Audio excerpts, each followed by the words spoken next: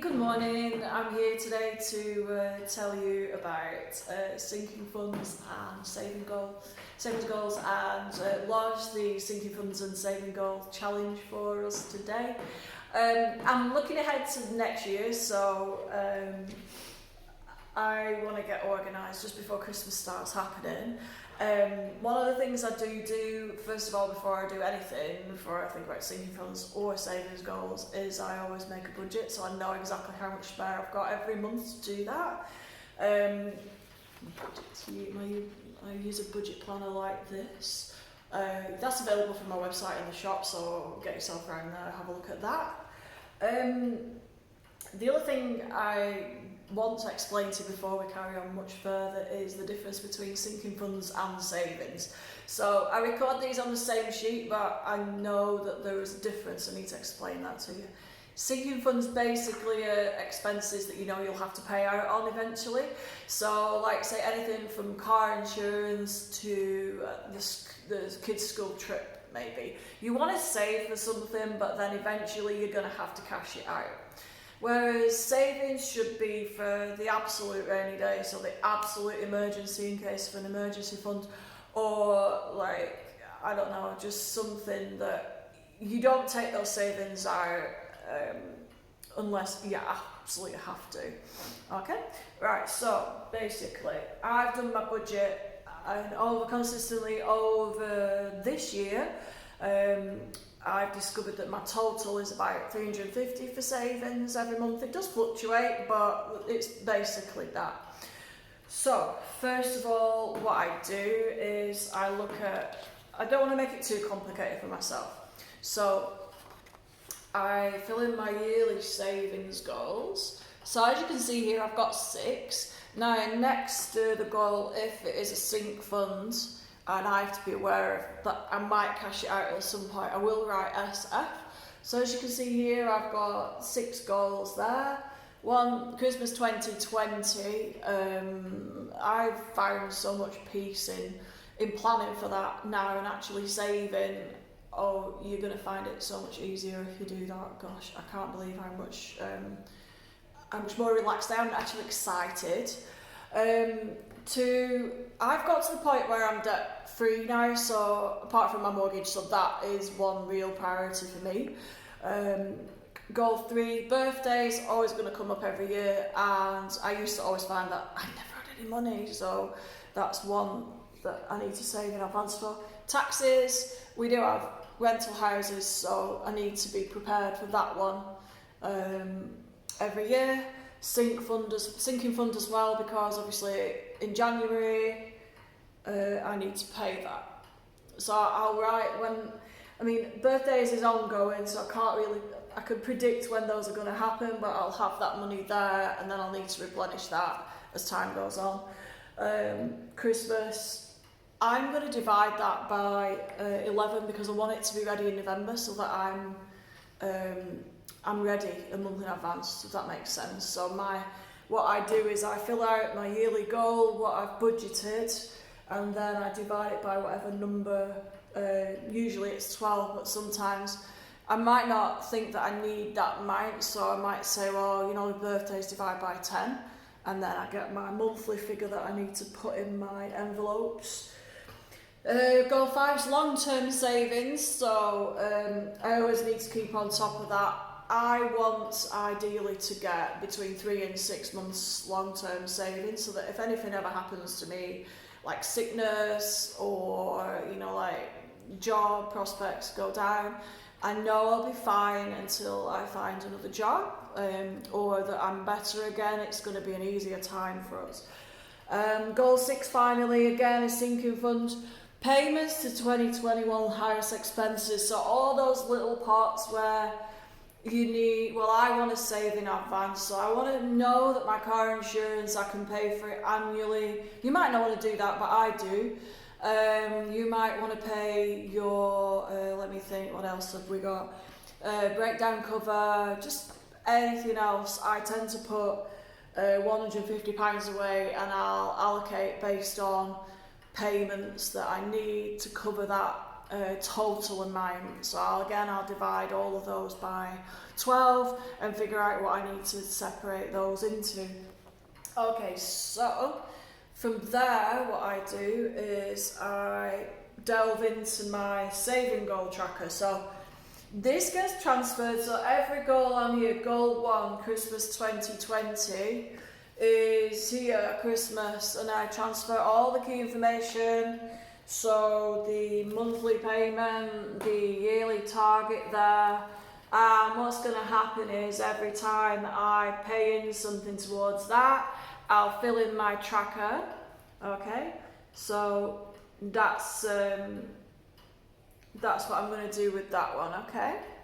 Right, so I've got 6 of these. Now I just wanted to show you something interesting. This is on the 120 grams per square metre paper.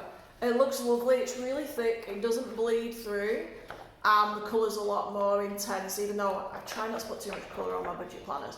But that's that sheet. Now, I wanted to show you the difference when you print on thin paper. This is the same case for the cash envelopes or sinking envelopes. Look how flimsy it looks, and then I like this pen, but if you look on the back, how horrible does that look? So, as you can see, it's not great, but, you know, we go for that. Right, okay, so it's up to you whatever paper you use, but I tend to use a thick paper.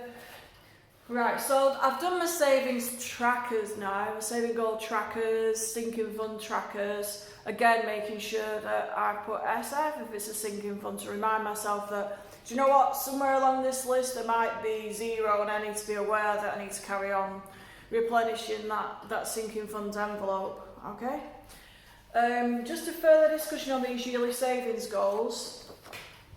Obviously, the Christmas one, that comes from my Christmas budget sheet that I show you here now, that I laid out for myself, showing all sorts of different things that I need to afford, and then a total here. I actually went through step by step, figuring out what I needed for each thing. Okay, so that's available as well in a couple of days' time from my shop. That's for next year, subsequent years. You can download it once and then use it every year.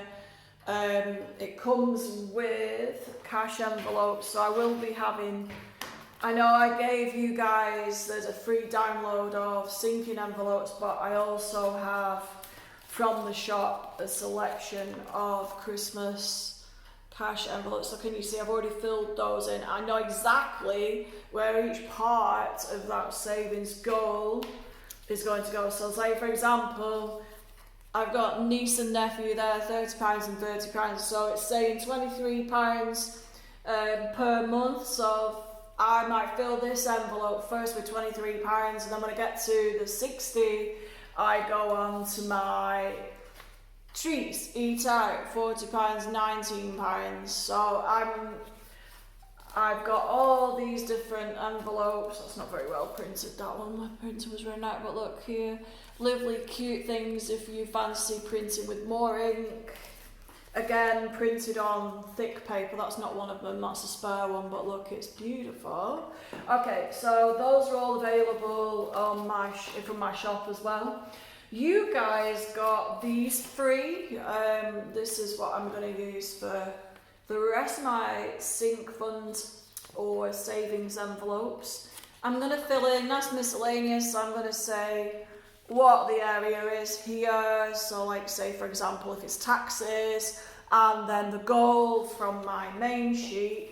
Every time I pay into the envelope, it sounds like a bit like OTT, like every time I pay in and the amount, I'm going to write it down. But the thing is, sometimes you know, with that tracker, I might just write down the monthly thing that I've done, but hey, if you've got any spare, like say, I don't know, if you've made some money off 20 cogs, or if you've made money off Prolific, or if you've made money from whatever survey site, maybe you've got some extra payments that you could put in, or you've got some change that, I don't know, you lent somebody ages ago, they paid you back, I don't know, but you might want to put extra in, so this has got a tracker on just so you can keep tabs on what's going on.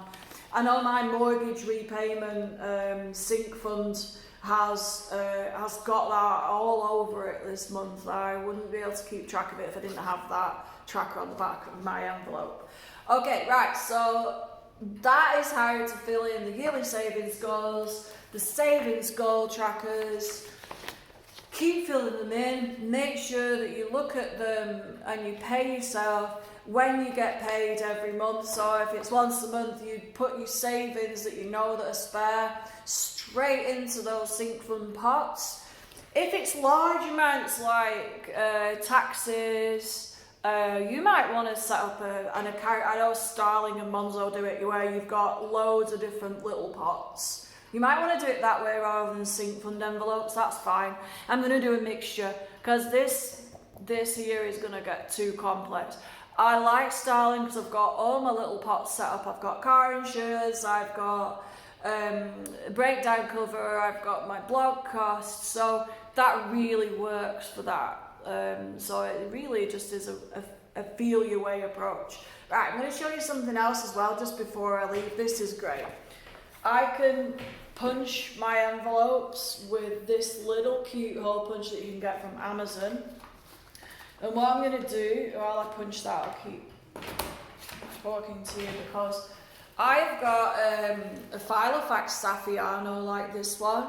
I just got this new actually, I even bought it me for Christmas, I'm really excited.